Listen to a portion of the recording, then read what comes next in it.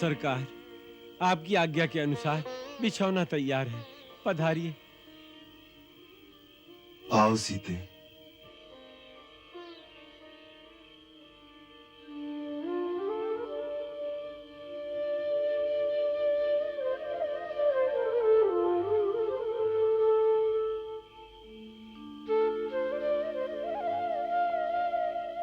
सरकार, एक विनती है हमारी, यदि आप माने तो।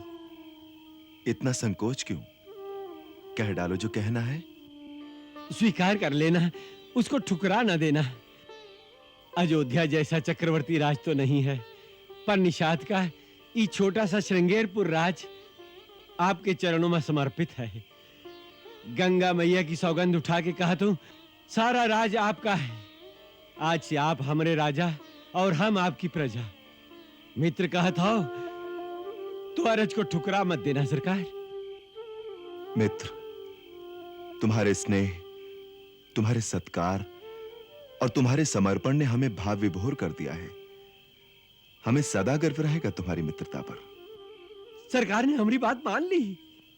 नहीं मित्र, हम तुम्हारे सत्कार को स्वीकार करते हैं, परंतु उसे ग्रहण नहीं कर सकते।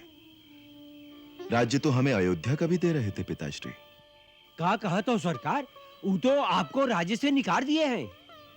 उन्होंने नहीं निकाला, हम स्वयं निकल आए उनके वचन की आन रखने के लिए। यही हमारा धर्म है।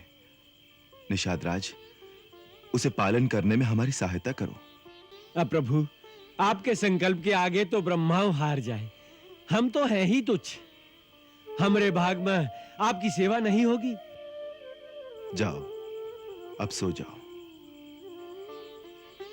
लक्ष्मण, जाओ भैया, तुम भी विश्राम करो। आर्य सुमंत्र के सोने का भी प्रबंध कर देना। सरकार, आप चिंता न करें, सब प्रबंध होई गवा है। आप आराम करें। आओ लक्ष्मण भैया, आओ।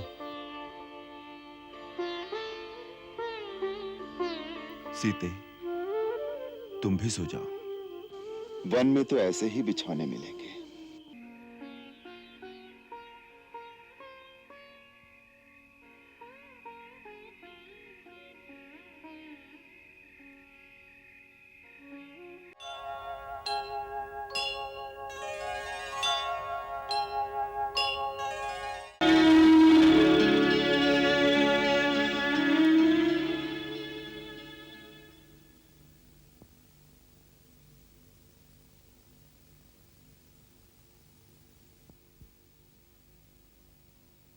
भैया, एक हीन भावना मुझे सदा अपने आप में लज्जित करती रहती है। ऐसी क्या बात है तात? भैया, आप जैसे निर्विकार शांताकार की शीतल छाया में मेरा प्रतिपल प्रतिक्षण व्यतीत होता है, फिर भी मेरी वृत्ति इतनी उग्र क्यों है? आपसे विपरीत क्यों है मेरी प्रकृति भैया?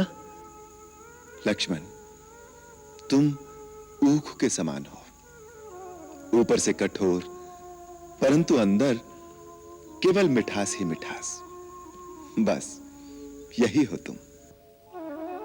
भैया, आपने स्वयं ही मेरे उग्र स्वभाव के लिए कई बार मेरी ताड़ना की है, परंतु आज मुझे बालकों के समान बहला रहे हो। जीवन में अनेक बार मेरे रक्त में क्रोध का उबाल आया है। उन सब का कुछ न कुछ औचित्य मैं सिद्ध कर सकता हूं, परंतु एक क्रोध, एक आवेश के लिए मैं स्वयं को कभी क्षमा नहीं कर सकता। वो क्या? देवता समान भरत भैया पर संदेह, उनके प्रति दुर्भावना, उन पर शस्त्र प्रहार के लिए तैयार हो गया मैं। इस ग्लानि को मैं अपने मन में से कभी नहीं निकाल पाता।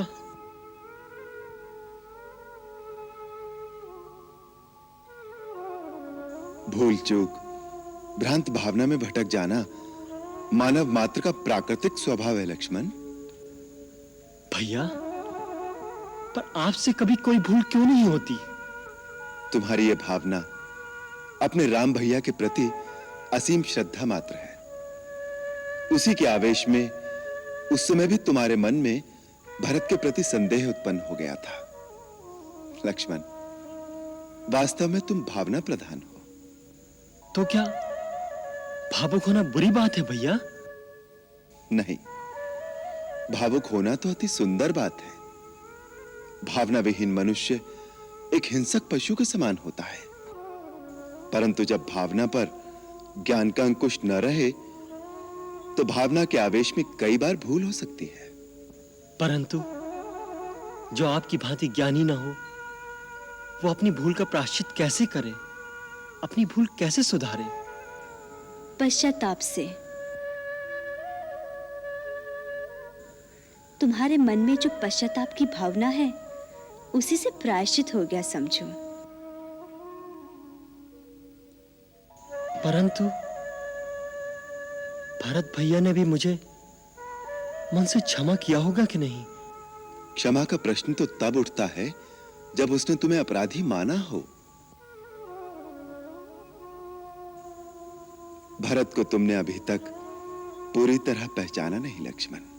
भरत भैया के गुण तो अनंत हैं भैया।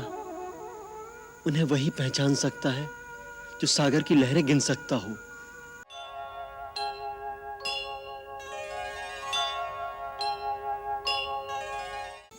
चौमासा बीत गया। शरद ऋतु का सुहाना शुभ आगमन हो गया। इस चौमासे का एक एक दिन मैंने किस तरह बिताया है तुम जानते हो लक्ष्मण। जानता हूं भैया। आपकी व्यथा देखकर जितना दुख मेरे मन में हो रहा है, उससे कहीं अधिक वेदना मेरे मन में सीता माता के लिए उठती है। वो अपने दिन किस प्रकार बिता रही होंगी। रह रहकर मन में एक बिजली सी कौंध उठती है। पता नहीं सीता इस संसार में है या नहीं। नहीं भैया, ऐसे अमंगलकारी कल्पना कदापि उचित नहीं।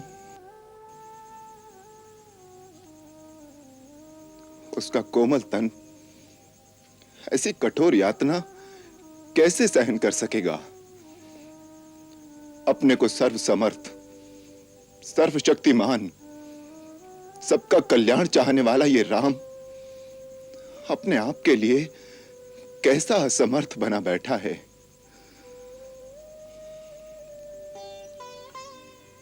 लक्ष्मण, ये 4 मास हमने बिताए हैं सुग्रीव के आश्रय, परंतु अब ऐसा लगता है कि सुग्रीव को अपने वचन का कुछ भी विचार नहीं। न तो वो स्वयं आया और न ही उसने कुछ ऐसा उद्योग दिखाया कि वर्षा ऋतु बीतने के पश्चात उसे अपने मित्र के लिए कुछ करना है, उसका कुछ कर्तव्य है। भैया, आखिर है तो वह चपल वानर की जात। उनका कौन सा कर्तव्य, कौन सी नैतिकता। दुख तो इस बात का है कि हनुमान को भी मेरी चिंता नहीं। वैसे हनुमान विद्वान और ज्ञानवान है, पर है तो सुग्रीव का ही साथी। यदि वो कुछ करना भी चाहेगा तो क्या करेगा? भैया, असली अपराधी तो वो कृतज्ञ, मिथ्याचारी, स्वार्थी सुग्रीव है। हाँ लक्ष्मण, अपना मनोरथ पूरा करवाकर वो मेरी अवज्ञा कर रहा है। राज वैभव के विलास में डूबकर उसे अपनी प्रतिज्ञा का भी विचार नहीं रहा। इसलिए हे लक्ष्मण, तुम एक बार किष्किंधापुरी जाओ, उसे सावधान करो। वो मेरी प्रत्यंचा की भयंकर टंकार को भूल गया है। वो वाली के प्राण लेने वाले राम के अमोघ बाण को भूल गया है। उसे चेता देना आवश्यक है। आपके चरणों की शपथ लेकर जाता हूं भैया। अब सुग्रीव की रक्षा इस धरातल पर कहीं संभव नहीं। किष्किंधा से सीधा घसीट कर लाकर आपके चरणों में डाल दूंगा। यदि उसने जोर दिखाया, मेरा एक ही बाण उसकी जीवन डोर समाप्त कर देगा। वहीं उसे ढेर करके उसे भी उसके भाई बाली के पास पहुंचा दूंगा।